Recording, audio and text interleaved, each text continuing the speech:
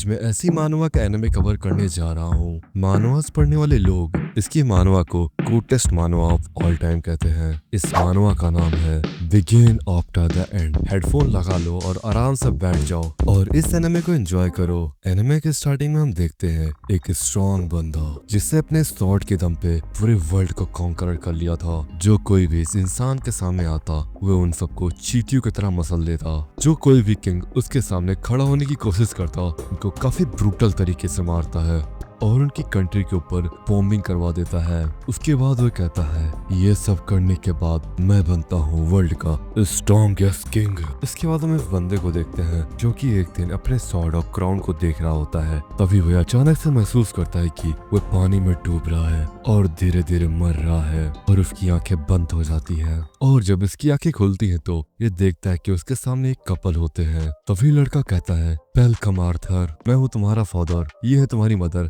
हम दोनों ने रात भर मेहनत की है तुम्हें लाने के लिए। ये सुनकर ये समझ जाता है कि वो एक नन्हा मुन्ना बच्चा बन चुका है। इसके बाद अपने मन में सोचता है कि मैंने इतने सारे जंग जीते हैं, अब मैं एक नन्हा मुन्ना बच्चा हूँ। और एलिस इस बच्चे को काफी ज्यादा प्यार कर रहे होते हैं। बच्चा अपने मन में सोचता है कि आखिर ये दोनों मुझे इतना प्यार क्यों कर रहे हैं, बट मुझे मजा तो बहुत आ रहा है। बट एक दिक्कत है, मेरी इस बॉडी पे बिल्कुल भी कंट्रोल नहीं है। उफते हुए बच्चा बिस्तर गीला कर देता है। इसके बाद इसकी मॉम एलिस इसके कपड़े चेंज करती है। वी आर्थर ऐसा कुछ देखता है कि वह बिल्कुल शॉक हो जाता है। वह देखता है कि उसका फादर अपने हाथों में कुछ मैजिकल पावर क्रिएट कर एक काफी जोर से पत्थर में मारता है। उस पत्थर के काफी छोटे छोटे पीसेस हो जाते हैं। तभी एक पीस आकर इसके फादर को लग जाता है। इसके बाद इसकी मॉम जाकर इसके फादर को हील करने लगती है। तरफ सब देखकर इस वर्ल्ड के बारे में जानने के लिए बहुत ही ज्यादा एक्साइटेड हो रहा था। उसके बाद हम इसके फादर को देखते हैं जो काफी सारे मैजिकल बीस्ट बड़ी आराम से हरा रहा होता है। आर्थर भी ये सब देख रहा होता है। तभी इसकी मॉम आर्थर से कहती है सो जाओ, तुम्हारे सोने का टाइम है।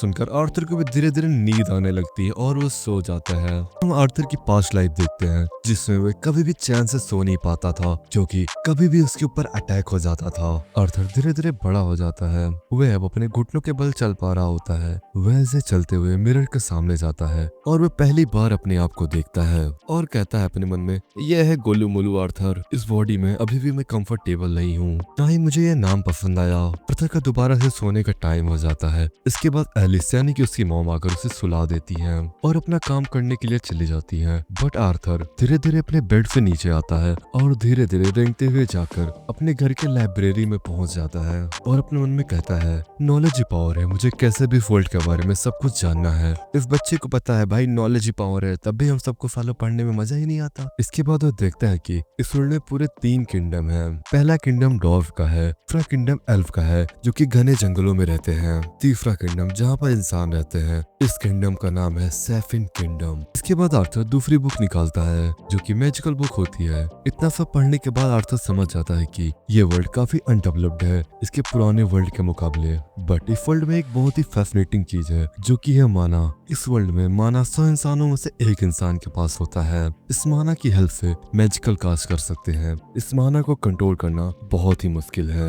जनरली माना 2 प्रकार के होते हैं, पहला ऑगमेंटेशन, दूसरा है कॉन्जरिंग। ऑगमेंटेशन में बॉडी अंदर से बहुत ही ज्यादा सख्त हो जाती है और कॉन्जरिंग में माना की हेल्प से आप किसी भी चीज को कंट्रोल कर सकते हैं। आर्थर को अब धीरे धीरे सब कुछ समझ में आ रहा होता है। माना को कंट्रोल करने के लिए सबसे जो बेसिक एरिया है वो है माना कोर, जो कि बॉडी के बीचों बीच में होता है जहाँ पर सभी माना कलेक्ट होते हैं। जो बंदा इस माना के कोर को कंट्रोल कर लेता है वो बन जाता है एक स्ट्रॉन्ग मैजिशियन। आर्थर धीरे धीरे माना को कंट्रोल करना स्टार्ट कर देता है। तभी उसकी मॉम आ जाती है और कहती है आर्थर आखिर तुम यहाँ पर क्या कर रहे हो? तुम्हें देखकर लग रहा है कि तुमने फिर से पॉटी कर दी है। चलो मैं तुम्हारे कपड़े चेंज कर देती हूँ।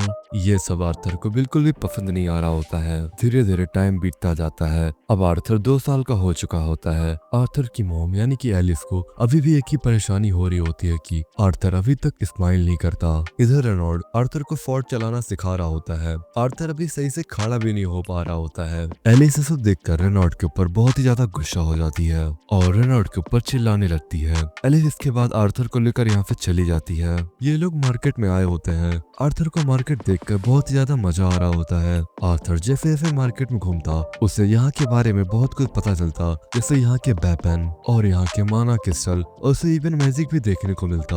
इसके बाद आर्थर जब घर आ रहा होता है तो वो फिर से सो जाता है। रेनॉल्ड और आरिफ आर्थर का बहुत ही ज्यादा ध्यान रख रहे होते हैं। आर्थर को ये सब चीजें बहुत ही ज्यादा नया फील हो रहा होता है, क्योंकि आर्थर के पास्ट लाइफ में आर्थर को ऐसा केयर कभी भी नहीं मिला था, क्योंकि आर्थर का बचपन ऑर्फन में बीता था। उसके मॉम डैड नहीं थे। इस लाइफ में उसे जितना भी केयर एंड अफेक्शन मिल रहा है उसे ये सब बिल्कुल नया फील हो रहा होता है। इसके बाद आर्थर रेनॉल्ड को देखता है जो कि ट्रेनिंग कर रहा होता है। आर्थर सब देखकर अपने आप को काफी ग्रेटफुल महसूस करता है और अपनी फादर को ट्रेनिंग करता हुआ देख उसे बहुत ही मजा आ रहा होता है। बट तभी इसकी मॉम यहाँ पर आ जाती है और कहती है आर्थर बेटा, तुम्हारा सोने का टाइम फिर से हो गया। जो कि आर्थर को बिल्कुल भी पसंद नहीं आता, क्योंकि वो तो अपने फादर की ट्रेनिंग के मजे ले रहा होता है। इसके बाद एलिस आर्थर को जब बुक सेल के सामने से ले जाती है तो आर्थर बुक को पढ़ने के लिए जिद करने लगता है। तभी एलिस कहती है नहीं नहीं आर्थर बेटा, अब तुम सो जाओ। इसके बाद आर्थर जो क्यूट सा फेस बनाता है ना, ये देखकर एलिस कहती है अरे मेरा प्याला नन्हा मुन्ना बच्चा, चलो चलो कोई बात नहीं, तो पढ़ लो थोड़ा था। इसके बाद आर्थर बुक पढ़ते हुए अपनी माना कोर की प्रैक्टिस करने लगता है। उसे धीरे धीरे फील हो रहा था कि उसके बॉडी की सारी माना एक ही जगह पर एकत्रित हो रही है। वह और ज्यादा फोकस करने लगता है। इधर इसके मॉम और डैड आपस में बात कर रहे होते हैं। तभी इनके घर के अंदर काफी बड़ा सा धमाका होता है।